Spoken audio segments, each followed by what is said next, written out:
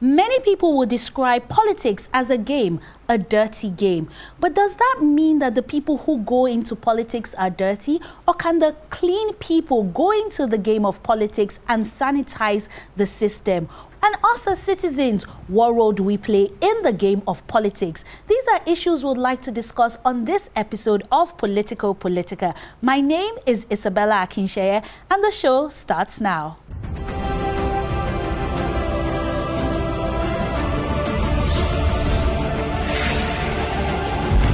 Politico Politica with Isabella Akinseye.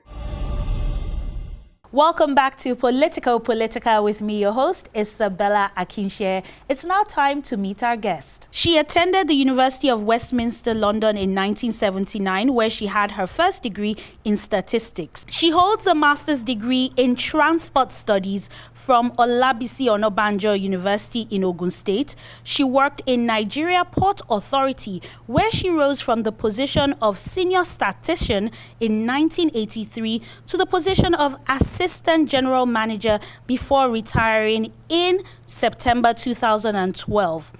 In 2003, she was elected as the first Vice President of the Nigerian Statistical Association. In 2004, she served as a consultant on the port sector to the World Bank in the Baseline Data Project of Lagos State. In 2006, she was appointed the port manager of Calabar Port, where she had a workforce of 1,200 people organized into 22 departments under her control. She served as a consultant to the Cross River State government in the World Bank study and implementation of investment climate project. In 2007, she prepared a memorandum for the AKWA IBOM State House of Assembly on how to improve passenger movement between Oron, Calabar, and other West African countries. Even after her retirement, she has still been actively involved in the Nigeria maritime industry. She is the deputy governorship candidate of the Democratic Alternative Party. She is Anne Ukpong. Anne, welcome to Politico Politica. Thank you. I'm very delighted to be here. So we'll go straight to our topic of the day. And for our topic of the day, a lot of people describe politics as a dirty game. So we're looking at the game of politics. So will you agree that politics is a dirty game? People say politics is a dirty game. But when people that are not dirty play a game, even if the game was dirty, the game will be clean.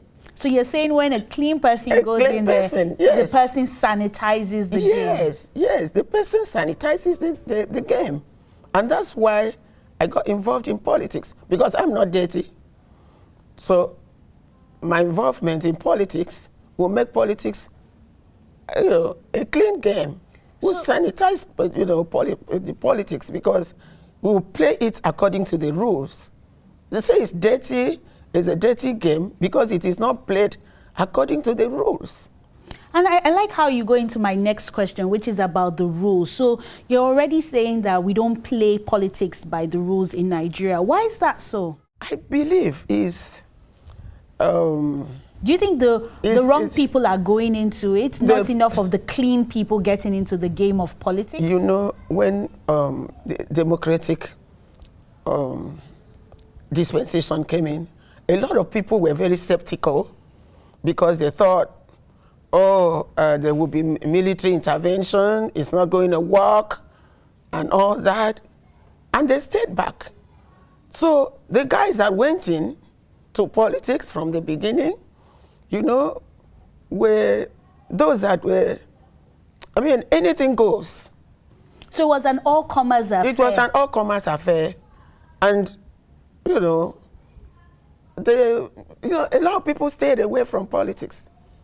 But now we're seeing a change. We're seeing young people going into politics. We're seeing more women coming out for elective offices. So still going back to the rules of the game of politics.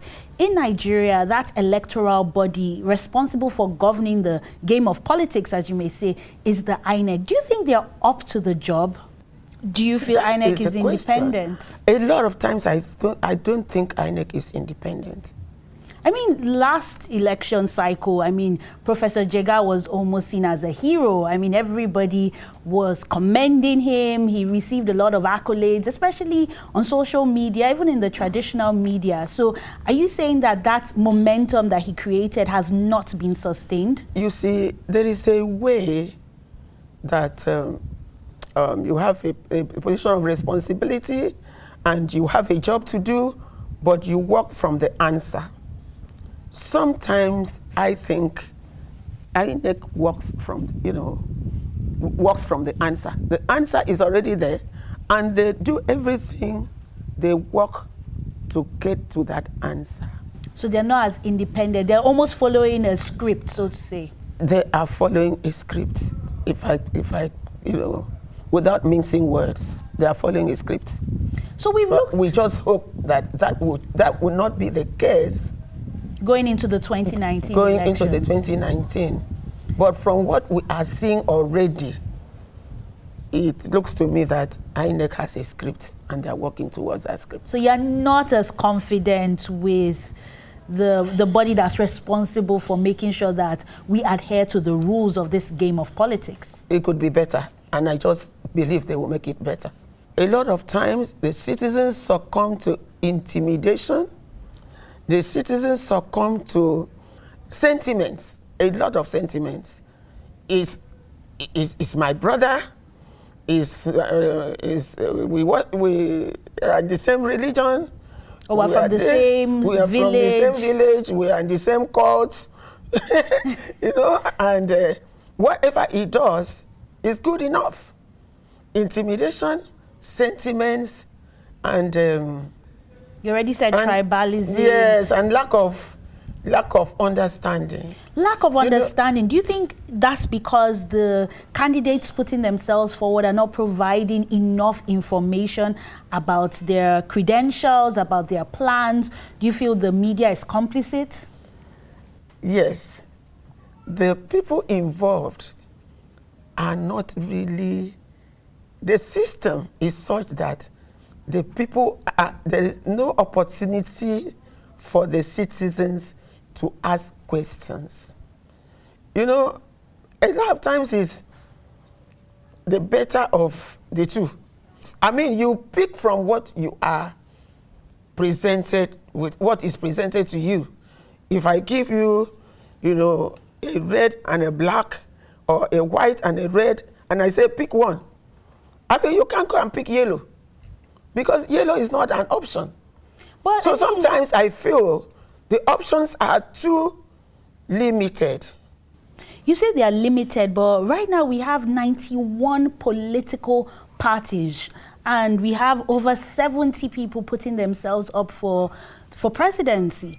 So wouldn't you say that Nigerians have finally been given options? I mean, you have yellow, blue, red, green, and a whole spectrum of colors. Yes, finally it's getting better. And that's why I joined Democratic Alternative. Not any of the very popular parties. What message do you have to people looking to enter the game of politics for the first time? Whether they're young people, they're women, they're old people, but they don't have any experience. What advice will you give to them? For your information, my governorship candidate, the governorship candidate of Democratic Alternative, is 37 years old. The Prime Minister of Canada is under 40. Young people are going into politics, So it's not peculiar to Nigeria, and Nigeria cannot be left in the cold. And that's why the president gladly, even though under very serious pressure, signed the Not Too Young to Run bill. So I think Nigeria is in line, that young people are given opportunity, to contribute towards nation building at any level in the in the political. So we shouldn't allow age to be a barrier. No, age should not be a barrier. Thank you, Anne, for your contributions on the game of politics on Politico Politica. Thank you, thank you. And there you have it. Do you have contributions of your own? Please go on social media, tweet at PP with Isabella using the hashtag Politico Politica, and let us know your thoughts on the game of politics. Is it a dirty game? A new entrants, welcome. What do you make of the INEC? We want to hear from you. You can also go to our Instagram page, which is Politico Politica, and our Facebook page, Politico Politica. We'll be going on a quick break, but don't go anywhere, because when the show returns, it's straight into our politics and more segments. Stay with us. Welcome back to Politico Politica with me, your host, Isabella Akinseye. It's now time for our Politics and More segment, where our guest has the opportunity of sharing their political journey. So you already mentioned in our first segment, during our topic of the day, that you decided to join a new party. Why did you decide to go for a party that many would argue does not have structures on ground? I've been a member of a political party before, and you know, I was highly involved. What party was that? That was the PDP. So you were a member of Yes. a party that is very popular Yes. in the South, Yes, and you yes, decided yes. to leave. Why? Yes. Because I think people deserve alternatives. They need to be given options. I mean, we cannot stay with the status quo. Will you say you're a leftist or you're to the right? Because I would say we're in the middle. A little to the left, a little to the right. My party will make the state investment friendly. You know, will make the state investment friendly. In our time, our government will make sure we maintain that peace. Because in a peaceful environment, the investors will come in. your party, a lot of people are just hearing about this party for the first time. Is this a party that has nationwide spread, or is it popular in a particular demographic or in a particular geographic zone of the country? You see, that people do not quite know about the party does not mean the party did not exist. But we've been working, in the background.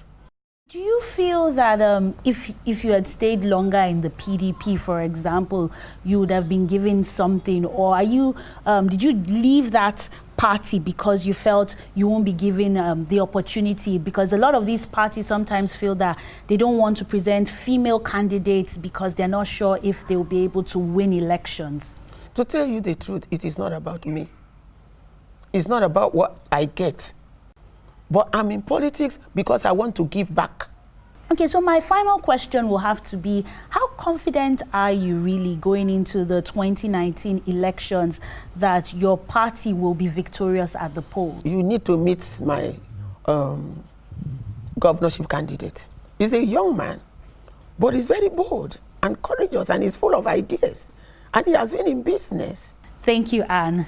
We'll be taking a quick breather on Politico Politica, but when the show returns, it's straight into our Project AKWA IBOM segment, where our guests will be speaking about the big plans her party has should they be elected in the 2019 elections. You don't want to miss that.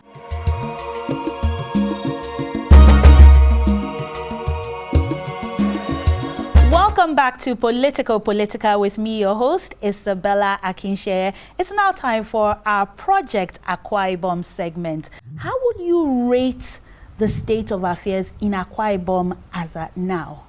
It could be better, and it will be better when we take over. So in terms of the economy, are you impressed with the level of economic activity going on in the state? With the level of economic activities going on in the state, I can tell you it's not satisfactory at all. It is seen as normal for AKWA IBOM people to go to neighboring states if they want to buy anything, So the state is, there are no commercial activities. No commercial activities. So if there are no commercial activities, how can the people That's why I told you it's described as a civil service state. So my party wants to turn Akwa Ibom State into a commercial hub. Okay, what are some other things that your party will be bringing to the state if given the mandate? Like agriculture. Our people are farmers, and we have, one of the longest, if not the longest, coastal line in the country. We have the best fish. I can say the best fish in the country comes from Akwa Ibom State. But is that explored? So agriculture, I discovered that the farmers put in so much, but they get so little. And why is that? That is because they are not having the right input.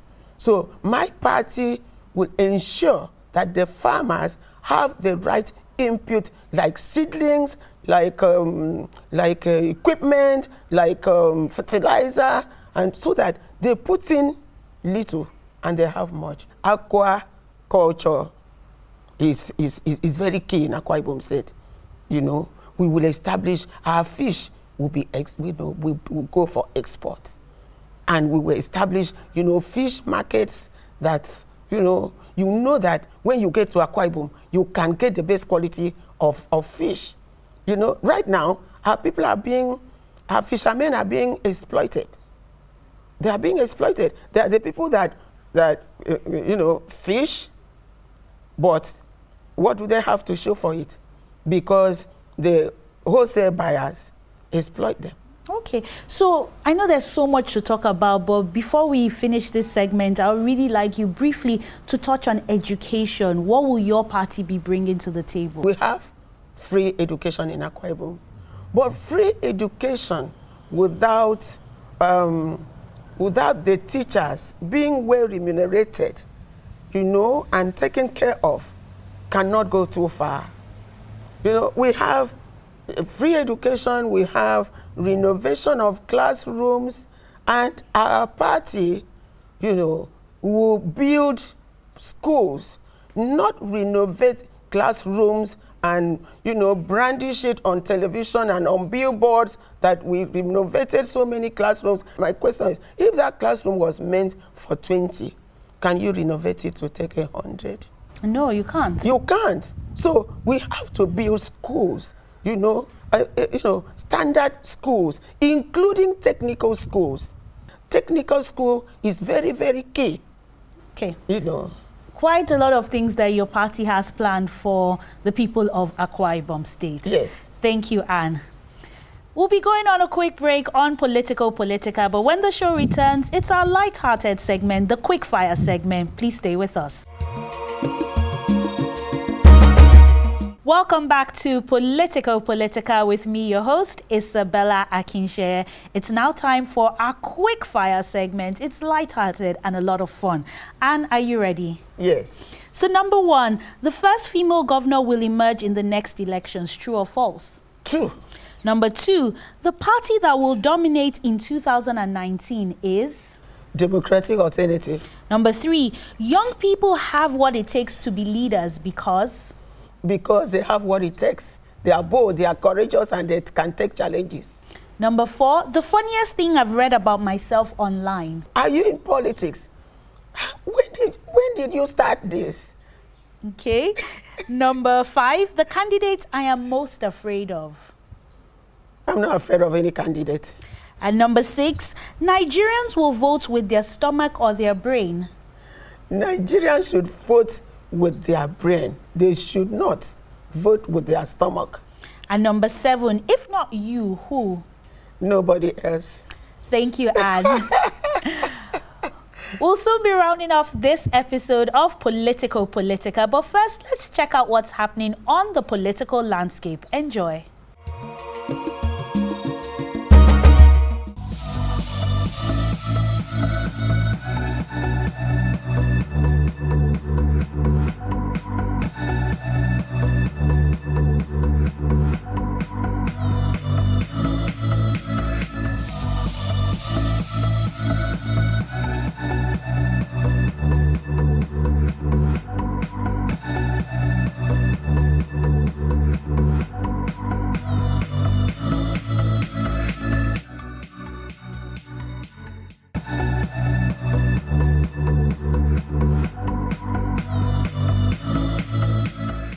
Welcome back to Politico Politica with me, your host, Isabella Akinseye.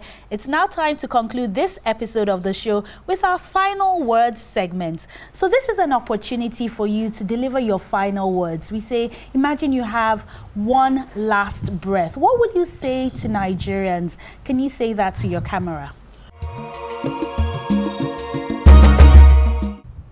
First of all, I will say to you, make sure you have your PVC, because without that, you don't have a say. That is, your PVC is your voice.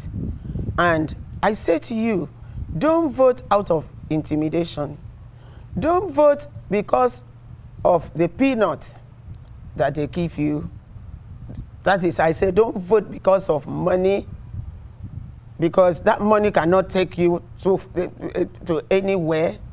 Don't vote out of fear of victimization, and don't vote out of sentiments. Vote for a party that is people-oriented, they are passionate about developing people, and that is the Democratic Alternative Party. So I'm saying to you, vote Democratic Alternative Party. And don't stay at home and say, what's the use going to vote? There is need to go and vote, because that is your voice.